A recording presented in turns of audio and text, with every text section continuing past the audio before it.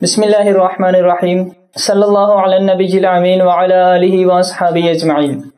ناظرین، آپ دیکھ رہے ہیں پروگرام اسلام اور ہم۔ اس کی پہلی قسط کے ضمن میں ہمارا آج کا موضوع ہے محرم الحرام اور مشہور رسم و رواج۔ آج کے ہمارے پروگرام میں ہمارے ساتھ موجود ہیں حافظ فیضان قادری صاحب اور میرے بائیں جانب تشریف فرما ہے حافظ وقاص چشتی صاحب۔ تو ان سے محرم الحرام میں ہونے والی چند رسومات کے بارے میں کچھ ہم سوالات کر لیتے ہیں۔ تو میں پوچھنا چاہوں گا حافظ فیضان صاحب سے کہ محرم الحرام کے اندر کالا لباس پہننا کیسا ہے؟ بسم اللہ الرحمن الرحیم صلی اللہ تعالی علی النبی الکریم الامین۔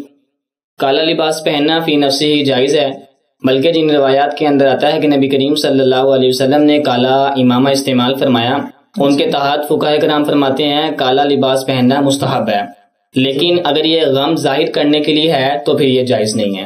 ٹھیک، اور بالخصوص محرم الحرام کے اندر چونکہ رافضیوں کا یہ شعار بن جاتا ہے، یعنی کہ وہ یعنی کہ نماز کے اندر یہ کالا لباس زیادہ استعمال کرتے ہیں، اس لیے ان سے مشابہت سے بچنے کے لیے کالا لباس استعمال نہیں کرنا چاہیے۔ اعلیٰ حضرت عظیم البرکت شاہ امام محمد رضا خان فاضل بریلوی رحمۃ اللہ تعالی علیہ احکام شریعت کے اندر فرماتے ہیں کہ محرم الحرام کے اندر 3 طرح کا لباس نہیں پہننا چاہیے۔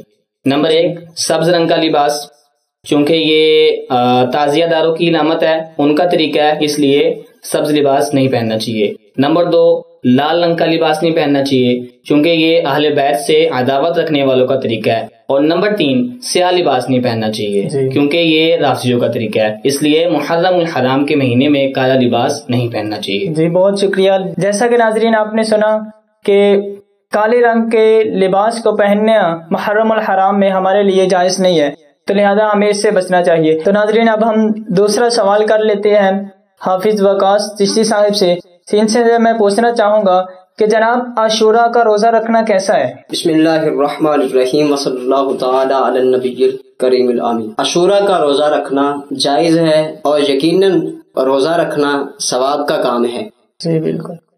اور خاص طور پہ عاشورہ کا روزہ رکھنا ایک تو موسیٰ علیہ السلام کی سنت ہے اور دوسرا حضور علیہ السلام کی سنت ہے کہ جب حضور صلی اللہ علیہ وآلہ وسلم مکہ مکرمہ سے مدینہ تشریف لے کے آئے جی تو دیکھا جو یہودی تھے 10 محرم کا روزہ رکھتے تھے، تو چونکہ اس وقت مدینہ منورہ میں یہودی رہائش پذیر تھے تو ان سے سوال کیا گیا کہ تم لوگ 10 محرم کا روزہ کیوں رکھتے ہو اور بڑے احتیاط سے اس کا اہتمام کرتے ہو؟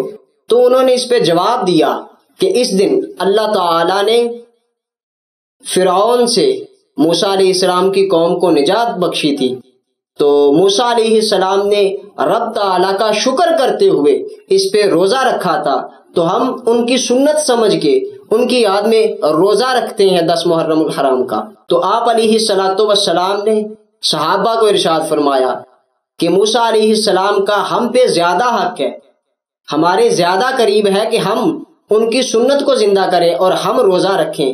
تو اس پہ آپ علیہ السلام نے 10 محرم الحرام کا روزہ رکھنے کا حکم فرمایا۔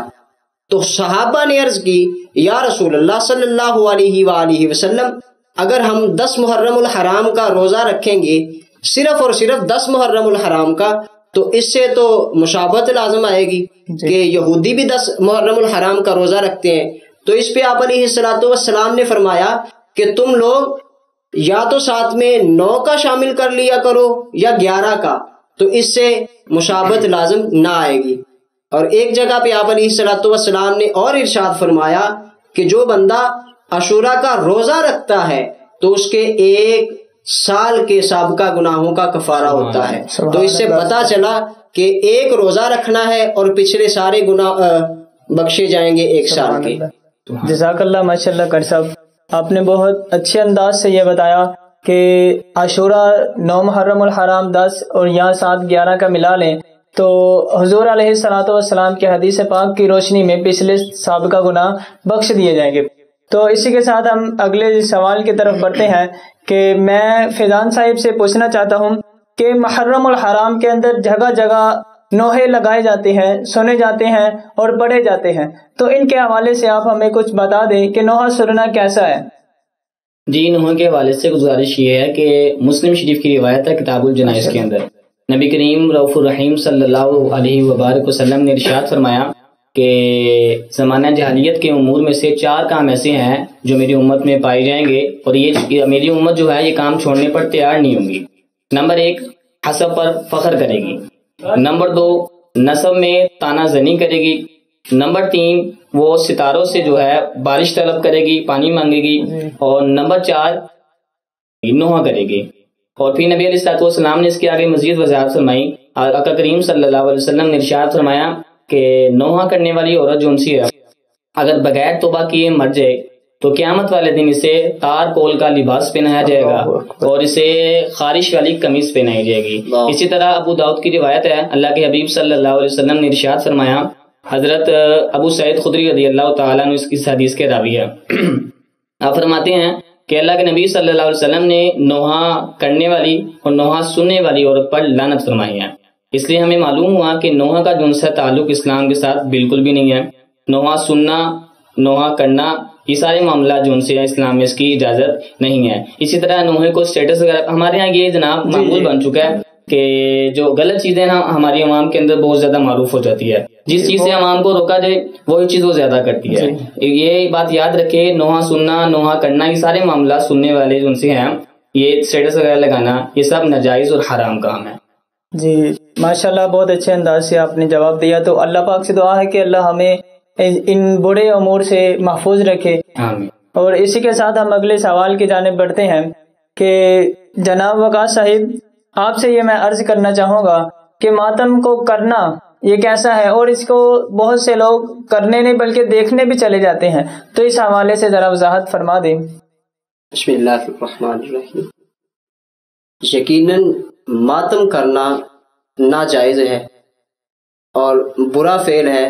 رسول اللہ صلی اللہ علیہ وآلہ وسلم نے بھی اس کو کرنے سے منع فرمایا ہے، اور جو اس کو کرتا ہے اس کو جاہلوں میں شمار کیا ہے۔ آپ علیہ الصلوۃ والسلام فرماتے ہیں، جو کہ حدیث پاک کے الفاظ ہیں، لیس منا من لطم الخدود وشق الجیوب ودعا بدعوی الجاہلیت، کہ وہ شخص ہم میں سے نہیں ہے کہ جو اپنے منہ پر تھپڑ مارے یا لباس پھاڑے، گریبان چاک کرے یا جاہلیت سی باتیں کرے، وہ شخص ہم میں سے نہیں۔ تو اس سے صاف ظاہر ہوتا ہے کہ جو ماتم کرنے والا ہے، اگر وہ ماتم کر رہا ہے تو یہ سارے عمل اس میں شامل ہو جاتے ہیں۔ وہ گریبان بھی چاک کرتا ہے، سینے پہ تھپڑ لگاتا ہے، منہ پہ تھپڑ لگاتا ہے، اونچی اونچی چیخو پکار کرتا ہے، تو یہ ماتم کی نشانی ہے۔ تو آپ علیہ الصلوۃ والسلام نے اس کو ناجائز شمار کیا ہے کام۔ تو ناجائز کام کو دیکھنا پھر جائز کہاں سے ہو گیا؟ یہ تو ظاہری سی بات ہے کہ جو کام ہی ناجائز ہے پھر اس کو دیکھنے سے ثواب کہاں سے ملے گا؟ بالکل۔ ایک جگہ پہ حضور علیہ الصلوۃ والسلام اور فرماتے ہیں، اہل تشیع کی کتاب ہے اصول کافی، اس میں حدیث پاک نقل کیا ہے کہ حضور علیہ الصلوۃ والسلام نے فرمایا کہ جو شخص مصیبت کے وقت اپنی رانوں پہ ہاتھ مارے اس کا یقیناً سارا اجر و ثواب ضائع ہے۔ تو پتہ چلا کہ ماتم کرنے سے سارا اجر و ثواب ضائع ہو جاتا ہے اور اللہ اور اس کے رسول صلی اللہ علیہ وآلہ وسلم کی ناراضگی لازمات، تو پھر یہ شرعاً ناجائز ہے اور حرام ہے۔ جی شکریہ، جزاک اللہ کر صاحب، آپ نے ہمارے پروگرام کو وقت دیا۔ تو ناظرین، آپ نے سنا کہ ماتم کو دیکھنا اور ماتم کو کرنا یہ حضور علیہ الصلوۃ والسلام کی ناراضگی کا باعث ہے۔ تو اللہ پاک سے دعا ہے کہ اللہ رب العزت ہمیں حضور کے صدقے سے ان تمام خرافات سے جو محرم الحرام میں رائج ہیں ان سے بچنے کی توفیق عطا فرمائے۔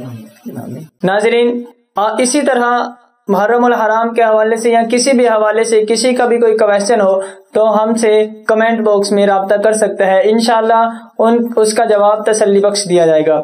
والسلام۔